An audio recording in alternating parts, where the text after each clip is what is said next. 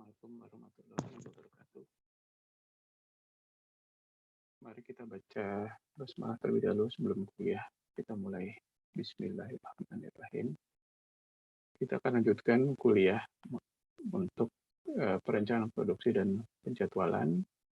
Dan kali ini adalah materi untuk kuliah kedua.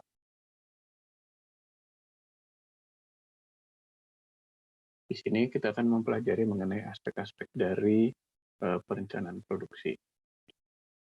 Kalau kita lihat flow yang besar ini, maka kita akan lihat yang di atas adalah aspek perencanaan, di mana di sini akan dipertimbangkan atau diperhatikan mengenai demand dan juga mengenai resources yang ada. Kemudian dari proses production plan itu akan ada proses yang saya beri kotak hijau ini, yaitu ke arah aspek produksi, yaitu di sini ada ASK, ada frekuensi, ada block hours, dan juga ada jarak. Dan ini akan dijadikan revenue dan cost budget untuk perusahaan, dan akan ada kemudian adalah profit and loss budget. Kemudian setelah itu akan direalisasikan flight-nya, kemudian ada schedule plan, ada actual schedule, dan actual schedule ini akan menghasilkan revenue dan menimbulkan cost, dan akan mempunyai output yaitu profit atau loss, dan ini akan dibandingkan nanti dengan budget. Aspek perencanaan produksi ada beberapa macam, yaitu yang pertama fleet atau armada. Ini meliputi jumlah, availability-nya, dan juga phase in dan phase out dari armada. Yang berikutnya adalah aspek performance dari network saat ini, yaitu ini berupa profitability dan juga strategi perusahaan. Yang ketiga adalah aspek network yang baru atau rute baru, apakah layak untuk diterbangi, dan ini memerlukan studi kelayakan. Yang keempat adalah aspek dukungan atau supporting, yaitu berupa cockpit crew, cabin crew, kemudian maintenance, dan juga aspek sales. Kita akan bahas mengenai aspek yang pertama, yaitu aspek fleet. Jumlah fleet adalah perubahan dari jumlah fleet, apakah bertambah, berkurang, ataukah tidak ada perubahan jumlah. Kemudian availability fleet. Perlu diperhatikan apabila ada fleet yang tidak available pada periode tertentu. Misalnya, pesawat harus maintenance atau digunakan untuk charter, khususnya charter yang jangka panjang, dan beberapa sebab yang lain. Phase in dan phase out juga harus diperhatikan, karena pesawat yang masuk atau phase in tidak dapat langsung digunakan begitu dia masuk, karena harus ada beberapa hal yang harus dipersiapkan, termasuk diantaranya adalah masalah registrasi pesawat dan juga masalah bea cukai. Kemudian hal yang kedua adalah fleet yang akan dikembalikan, yaitu phase out, itu harus sudah grounded beberapa waktu sebelumnya untuk keperluan maintenance atau untuk rekondisi pesawat.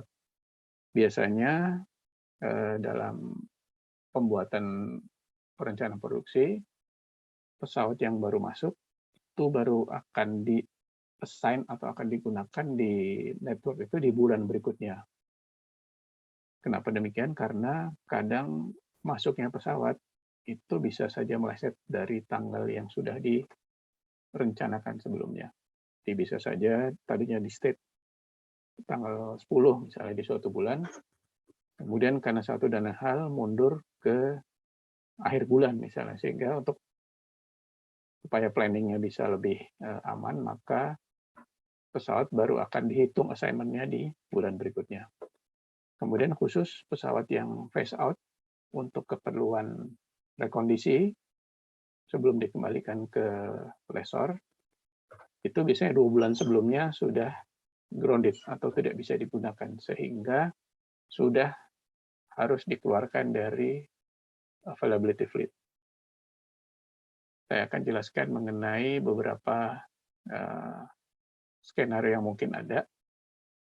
Nah, di sini biasanya dibuat 2 tabel oleh pembuat production plan. Tabel yang pertama adalah jumlah pesawat. Kemudian yang tabel kedua adalah pesawat yang bisa gunakan di dalam network, artinya bisa diberikan assignment, bisa terbang.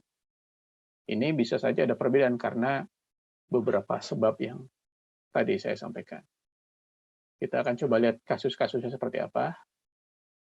Nah, di sini ada beberapa, ini tabel yang tadi saya salin lagi, saya copy ke sini. Dan kemudian ada beberapa kasus yang saya beri lingkaran, itu adalah yang harus diperhatikan. Yang pertama adalah yang merah. Ini harus kita waspadai. Kenapa? Karena di sini jumlah pesawatnya itu berkurang. Jadi 737-300 di sini misalnya jumlahnya berkurang dari 9 ke 8. Kemudian di sini jumlahnya berkurang, tapi nanti saya akan bahas di berikutnya, dan kita bahas ini dulu. Yang merah ini jumlah pesawatnya berkurang, sehingga kalau ada kemungkinan jumlah rute yang ada saat ini harus dikurangi karena alat produksinya berkurang dari 9 ke 8, khususnya yang 737-700.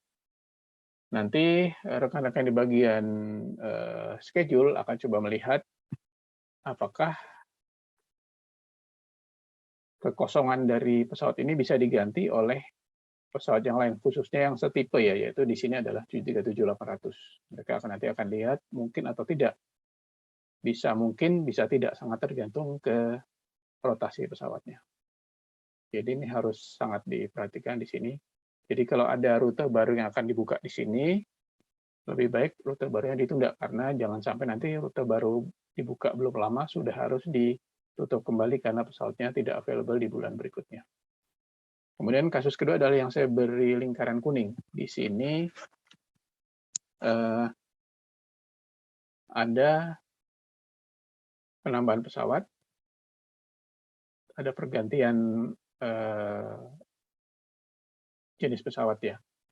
Jadi di sini yang 737-700 mengalami penurunan dari 8 ke 7, tetapi di sisi lain yang ATR 72600 itu bertambah. Memang secara total ini jumlahnya tetap ya, jadi jumlahnya tetap 14, tapi karena karakteristik yang berbeda antara 737-700 dan ATR 72600 ini, maka harus dilihat dulu apakah memungkinkan untuk rute yang ditinggalkan oleh 737-700 apakah bisa dilayani oleh ATR 72600. Tentunya ini harus dilihat betul-betul ke rutenya, apakah memungkinkan atau tidak. Pertama karena 737-700 lebih besar, jauh lebih besar daripada ATR, dan yang kedua adalah biasanya ATR digunakan untuk bandara-bandara yang terbatas fasilitas ataupun panjang runway-nya, sehingga harus betul-betul dilihat bisa atau tidak si ATR yang baru masuk ini untuk menggantikan 737-700. Apabila kasusnya yang hijau itu lebih aman dari sisi perencanaan. Kenapa? Karena fleet di sini yang berganti itu karakteristiknya mirip ya, karena di sini 800 dengan 737-700 itu karakteristiknya mirip, hanya berbeda di jumlah seat dan juga range. Jadi seharusnya rute yang ditinggalkan oleh 737-700 yang keluar ini di sini bisa digantikan oleh 737-800. Demikian juga yang di bulan ini, Agustus September, ini ada pergantian tipe, ini juga aman karena karakteristik pesawatnya mirip. Kemudian aspek berikutnya adalah performa dari rute existing. Jadi airline akan selalu melakukan monitoring terhadap rute yang dilayani. Rute yang kurang bagus perlu diidentifikasi penyebabnya, kemudian dilakukan perbaikan. Apabila perbaikan ini menyangkut network, yaitu berupa perubahan tipe, perubahan rute, atau penutupan rute, maka perbaikan ini harus dimasukkan ke rencana produksi. Dan ini harus diputuskan sebelum perencanaan produksi ini dibuat, supaya nanti tidak banyak terjadi perubahan pada saat proses perencanaan produksi. Ini adalah contohnya perubahan network, ada pesawatnya dibesarkan, seperti ini pesawatnya dari 737-800 menjadi A330-200.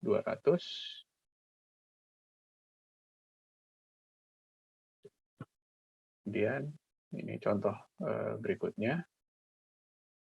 Ini sebaliknya ya, karena pesawatnya jadi kecil, jadi 737-700 menjadi CRJ-1000. Demikian juga yang bawah dari 330 menjadi 737-800. Itu adalah contoh perubahan itu. Kemudian aspek yang tidak kalah pentingnya adalah rute baru. Kenapa? Karena perlu studi kelayakan untuk setiap rute baru. Kemudian perlu dipastikan kesesuaian antara karakteristik pesawat dengan bandara yang akan digunakan. Ini juga meliputi jaraknya, fasilitas di bandara, dan juga kesiapan krunya. Kemudian perlu persiapan untuk membuka rute baru. Jadi perlu proses pengajuan slot, pengajuan izin rute, persiapan maintenance, ground handling, pembukaan kantor cabang atau kantor penjualan, dan lain-lain.